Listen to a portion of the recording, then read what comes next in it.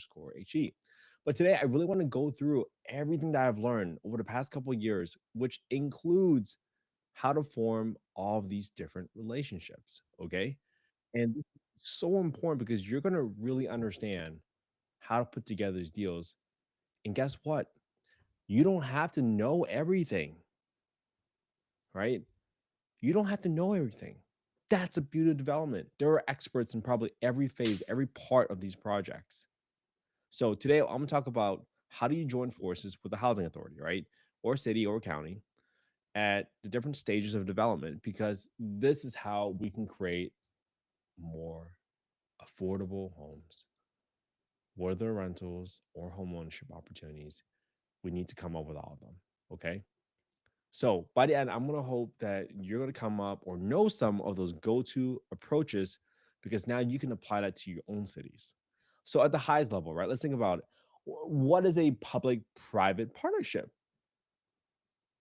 right? This is when typically a government group, right? A city, county, or a housing authority, they're going to team up with a private developer. They could be for profit or they could be a nonprofit developer. Each side brings something valuable, right? You can have a for profit developer that's really good at running operations, right? They have to be, because if they weren't great at developing market rate units, getting their construction budgets in control, finishing on time, building the property on time, right? On budget, on time, that's really hard because you only get to borrow money once. A lender's not going to say, "Oh, you messed up, let me go give you some more," right? It's very rare. So you never want to be on that side, okay? When you partner with the housing authority, right? Each side might bring something valuable, right? The housing authority might offer land or housing vouchers, while you bring some money or you bring the skills or the property management know-how. All that stuff matters, right? I like to think of it as and again, I'm trying to become a better dad. And when I explain these things, I try to come up with analogies.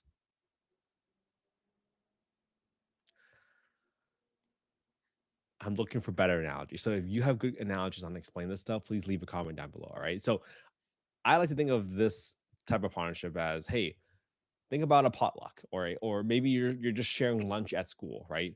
You can say, hey, today why don't you bring all the juice because your parents always get you the good juice, right? And you bring the sandwiches because your mom brings or makes the best sandwiches for some reason. Great. But so together, if you have lunch together and one person brings whatever parent specializes in or does the best, now you have a more satisfying meal together because you ate together and everybody brought together the best things. Just like if you're at a potluck, someone says, hey, this is my best dish. I want to bring this and you bring this. And boom, now you have an amazing meal because everybody brings their best dish. Same concept here. All right. Let me know if you like that analogy. Now, let's talk about timing. When should you ask the housing authority for help? Ideally, if you can get them involved really, really early, especially if you're applying for low income housing tax credits and you need a nonprofit developer, that housing authority could be it.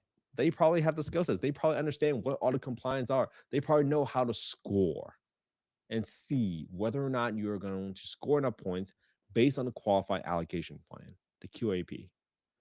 Because if you're with Windows tax credits, it's a huge part of your capital stack that allows you to build the entire project, right? Best times as early as possible. But if you find out about this too late, or you're listening to this now, and then you realize, hey, I need to get them involved, you can still have that conversation and figure out how all works together, right?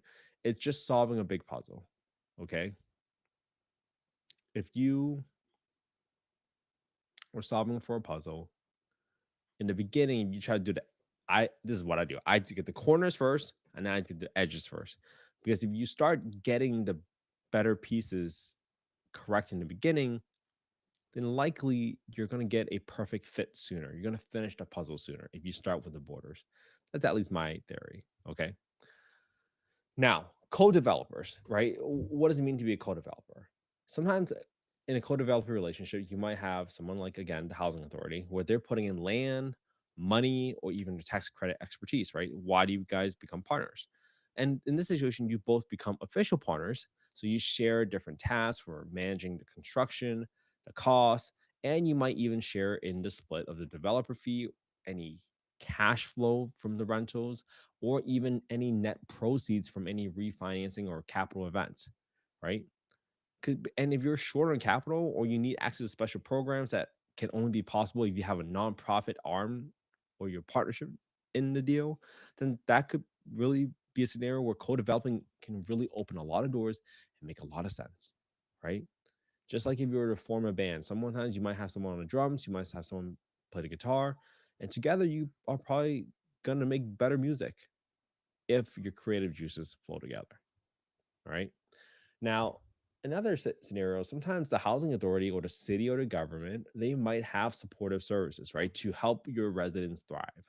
They might provide job training, they might provide childcare for your tenants, or you might do the construction and they do the property manager because they have the staff, they understand how the compliance works, especially if you are getting any federal government grants or you have any sort of federal funding and you need to make sure all your third parties or your property condition assessment reports are all in place, right? These are all important. And this setup can probably make your proposal, your project more appealing because now not only are you providing the housing, but you're providing other services to support those residents so that they can really thrive. All right.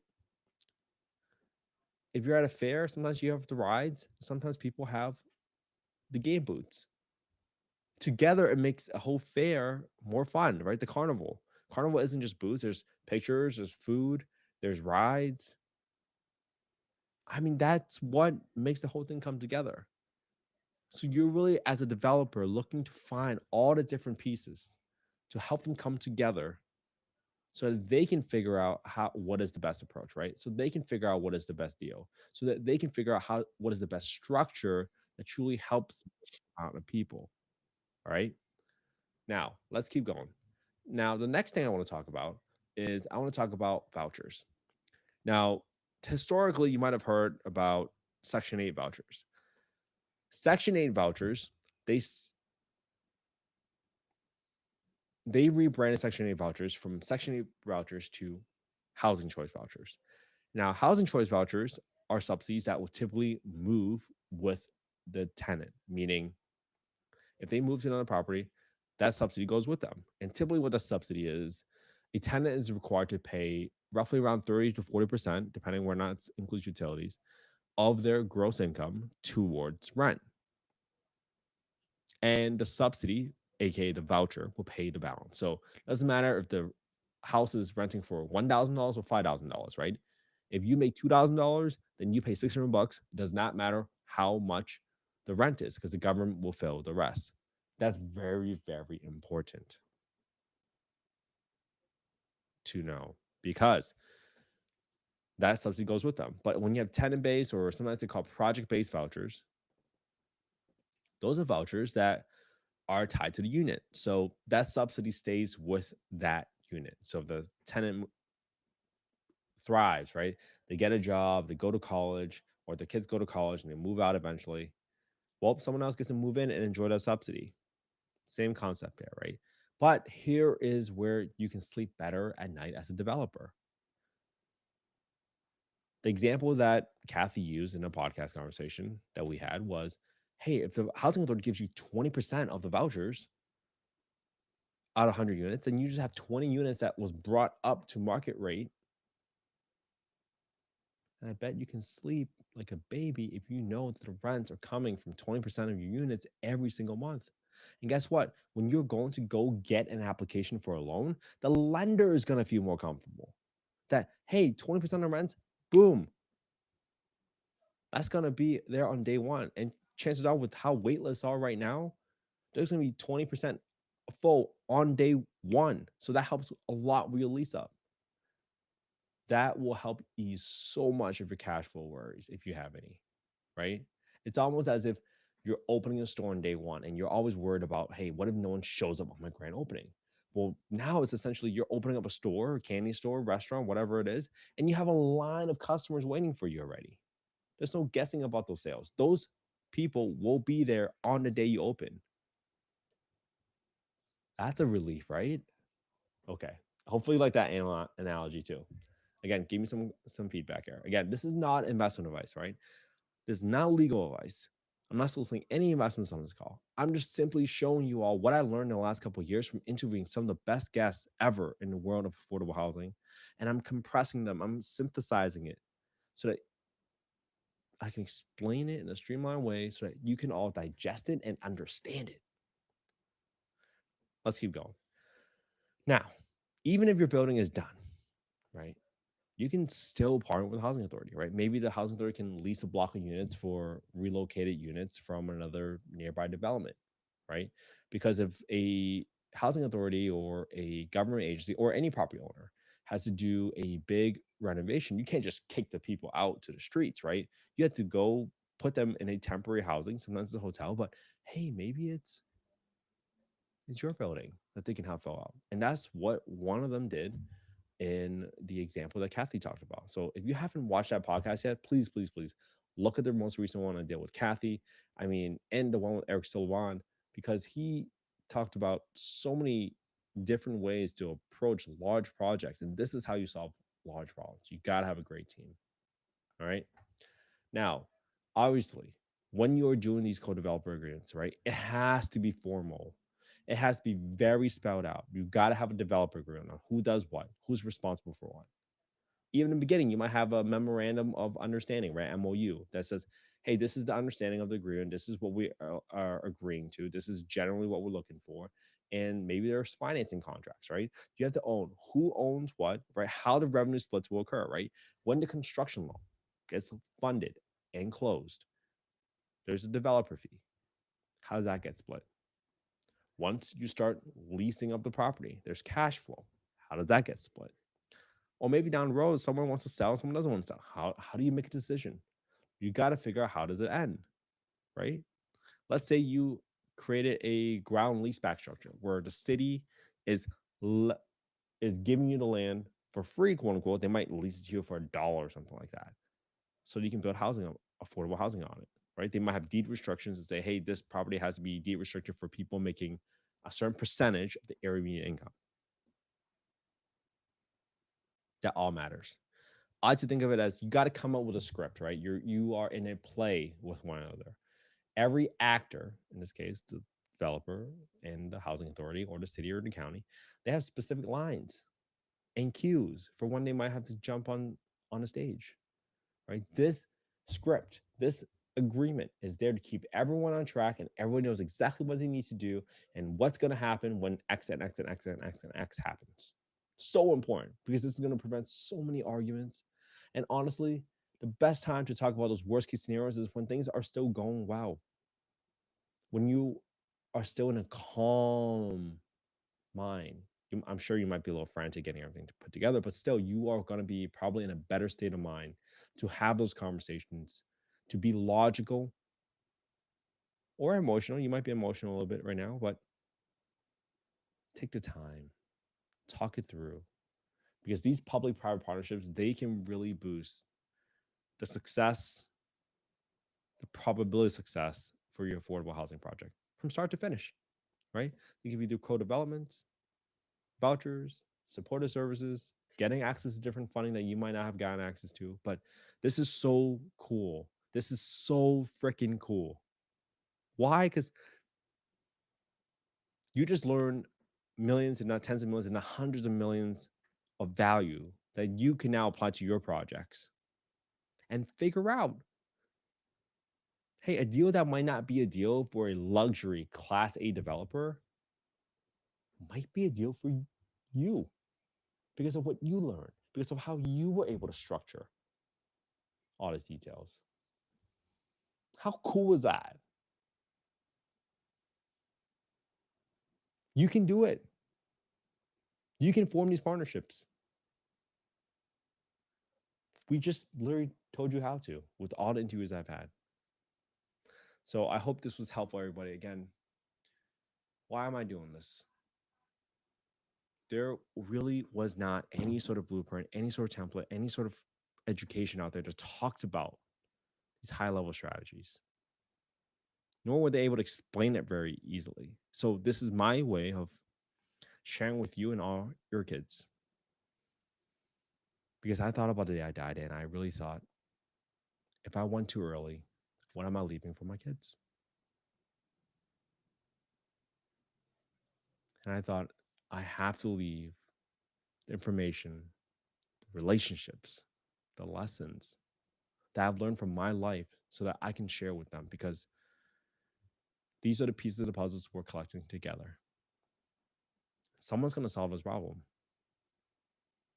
Might be us, might be our kids, might be our grandkids. But I hope you really take this information, you copy it, explain it better than I did, and you share it with your kids. Because I think when we can teach them to service others and focus on servicing others, they won't get so bogged down in this whole world of comparison and social media and feeling not enough. You can't not feel enough when you are serving others and knowing that what you do every single day matters. So all of you matter. And I can't thank you so much for your support of affordable housing. I can't thank you all enough for supporting the Affordable Housing Podcast for so long. I really, really appreciate you all. This tremendous journey, and I really struggle to go live every single day. There are so many days where I said, "Ah, don't want to do it today. Tired, maybe you didn't have a good day." But I think you would do it for your kids, right? We would run through walls for our kids. So why not go a little bit extra and just teach them something that you learned today? All right. I hope you all have an amazing Friday. If I don't see you this weekend, have an amazing weekend with your family and friends, because that's what life is all about. I appreciate you all so much. Thank you so much. And I appreciate if you can just share this podcast with one other friend, because this is how we spread the word. This is how we get more people involved. This is how we truly help people.